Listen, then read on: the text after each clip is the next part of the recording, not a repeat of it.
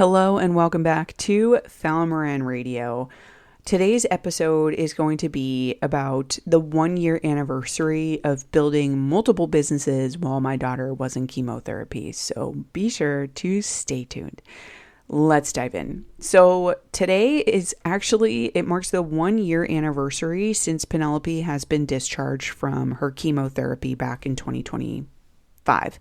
So she was discharged January 13th, 2025. And so this is a big day. Like we're celebrating in a way. Technically, she does not have to go back currently for another visit until February because her last round of chemo was administered in December of 2024. So we don't have to go for her next blood check until February of 2026. So this is a big day more because it has to do with us being discharged from the hospital and everything that was going on within the 13 days of the 2025 new year that we were building in that time while we were waiting for her to get discharged. So to give you a very short summary that will probably be not so short because this is a podcast, it was probably sometime in December when Tommy had approached me with the idea of creating a nonprofit foundation for Penelope. And I was like, yeah, I think this is a really good idea, but what's going to be the differentiator for us? Like, what's going to set us apart? And ultimately he was like, oh, well, you know, we want to help people with their kids' leukemia treatment, like very like foundational stuff. Right. And I was like, well, what if we approached it from the fact that when your child has AML, you are stuck in the hospital until their white blood cell counts come up. And if you're in any hospital, like we were in the hospital, there was no ability for us to get a therapist to come in and talk through things with myself, who was pregnant at the time, and or Penelope. Like they wouldn't bring a therapist in because then it would cost them money. So I really wanted to approach it from the mental health standpoint of when you're living in the hospital for that long, then what you're doing is you're creating A, medical trauma, B, you're completely uprooting your routines, your habits, and your lifestyle, and C, now there's no way for you to process mentally and emotionally besides to just accept things the way that they are and to be so worked up and like stressed out when something happens. So he was like, I think that's a really good idea. Like we didn't really flesh through it to the point of like, this is the exact direction, but it was like, yes, the mental health direction is really important and we want to include that because there really didn't seem to be any kind of prioritization of therapists coming into the hospital to be able to help service anybody with a child who had leukemia. So that's one of the very first things that we started in January of 2025. We wanted to fill out all of the paperwork. We got all of the paperwork done. We got all of the bylaws done. We got all of the everything done. We had a board that we got together and we were, referring to them for basically setting up this entire nonprofit foundation. Now, at the same time as filling out all of the paperwork for nonprofit, Tommy had also wanted to start another business, and that comes with more paperwork. So I was filling out the paperwork for the foundation as well as the paperwork for a different business that he wanted to start to pursue. Now, he and I had a business in early 2020. It was a furniture business. That furniture business wound up doing multiple 10K months in 2021 because we started doing furniture assembly work with Wayfair.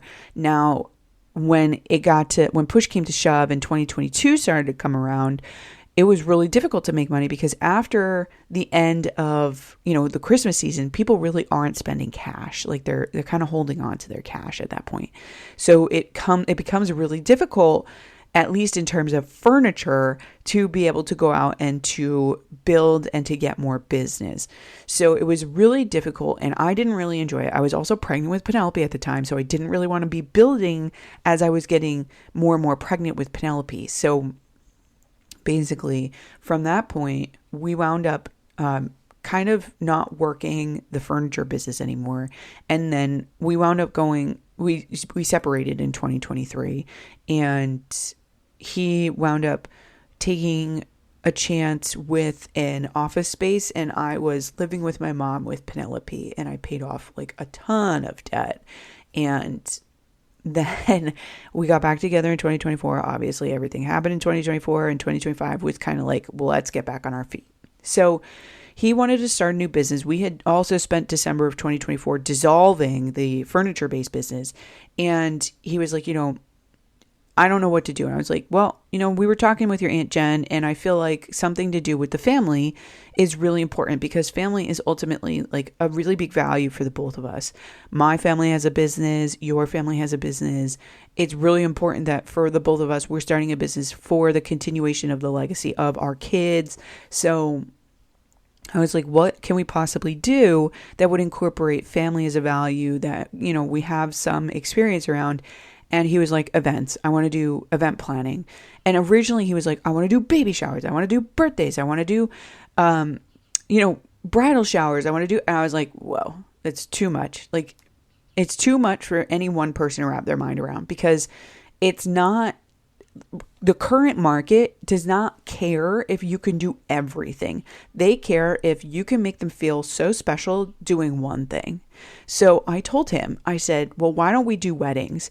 And, it's one thing. We could do all of these different things. We can make more money if we do all of these different things. I'm not disagreeing with you. What I'm saying is for us to get really well known about one thing, and then that way we can start at the inception of a family at their wedding, and then we can grow into these other things. We had somebody approach us about their father's 60th birthday party at a wedding.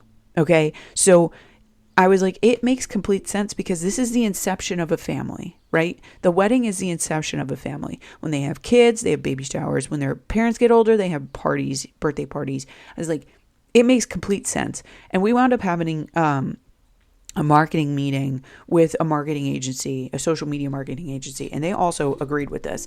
So I was like, you know what? This is the way. So at the same time as filling out all of that foundation paperwork, I also started filling out business paperwork on how to get this business filed as an S Corp.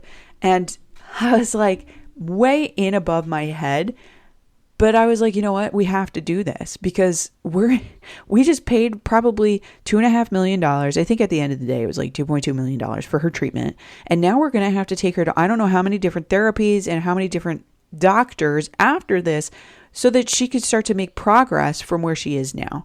So it was really important that we did all of those things, because ultimately we're reaching a point in the United States economy where it's been a K-shaped economy for 6 years. I don't know where everybody else is, but the K-shaped economy started with the pandemic. Okay. And if you do not have a business, you do not have a place for you to collect assets. You do not have a place for cash flow. You do not have a place to create expenses that are not taxable. You do not have a place to put money aside for your kids that's not going to get taxed. Okay.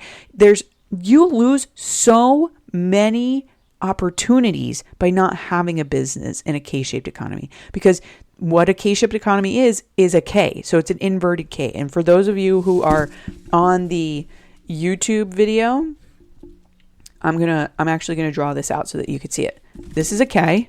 Okay. This is a K. I just drew it on the back of my Capital One statement. And this is a K-shaped economy, where basically this is the line, the backbone of the K, and then you have the V coming down in between, which means the rich get richer and the poor get poorer. Okay. That means it's the dissolution of the middle class. There is no more middle class. And every person who is considered middle class is going either in the rich direction or in the poor direction. I hate to be the bearer of bad news. This is just a reality of the situation. Okay. And if you're going to cut out the middle class, there's a whole other episode that we could get into here. We're not going to get into it here.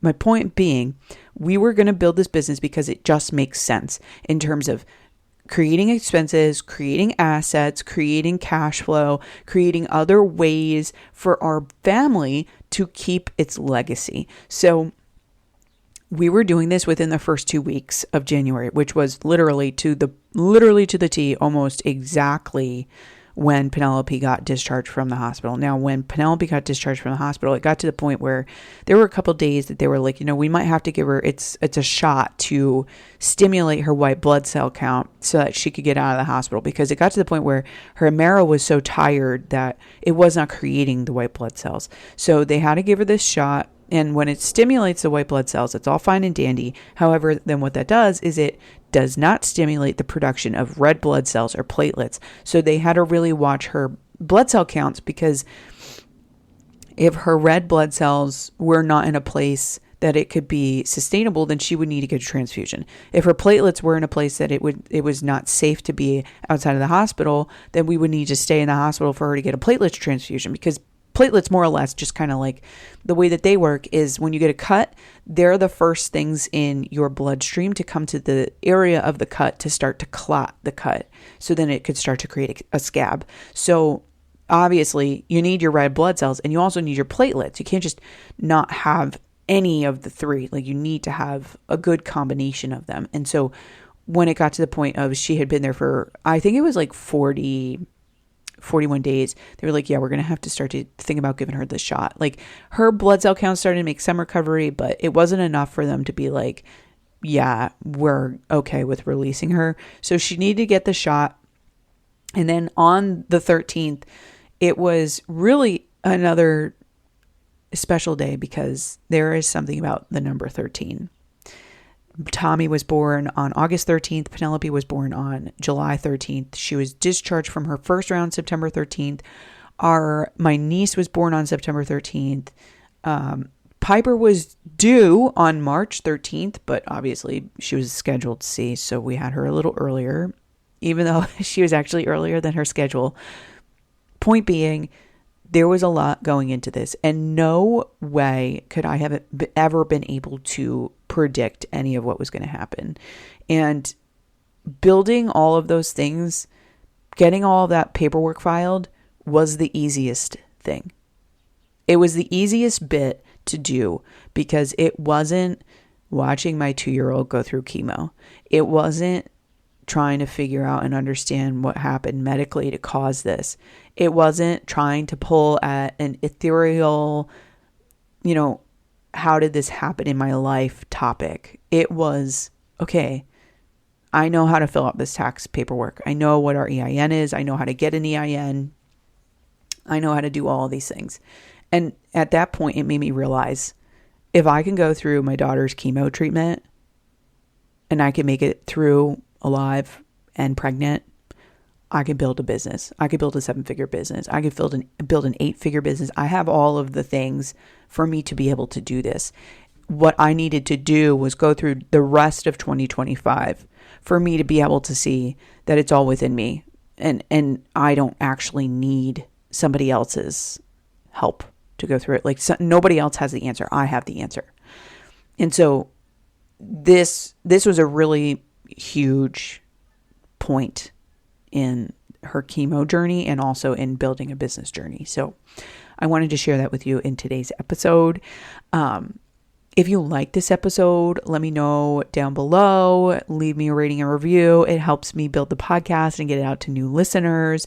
And I also am starting a series where every Thursday or every Friday, I don't know, if I get enough ratings and reviews, then I'll do a 3rd episode a week, because that I'll spotlight the review. It'll be a review spotlight episode. And I actually just got I got a message from somebody today that was in my master practitioner cohort. And she was like, I've been listening to Falmer Radio, and I just got this idea about social media content. I was like, oh my gosh, that's fantastic. I'm so glad to hear that. So she said that she was going to leave a review. So obviously, yes, I'm going to spotlight her with an episode. So rating and reviews are also really appreciated.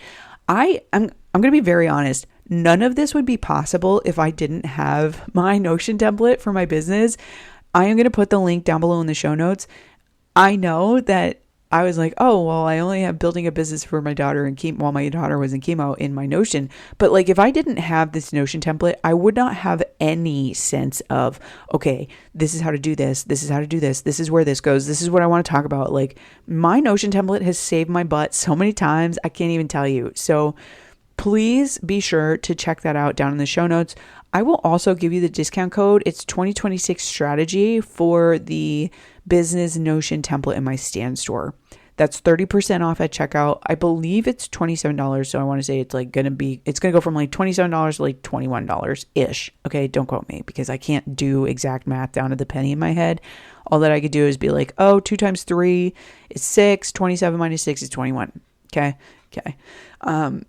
If you are watching this podcast episode on YouTube, let me know in the comment section. I would love to hear from you because this is something new that I'm trying this year to help grow my podcast and to also get myself more regular on YouTube. I feel like way more myself on long form content.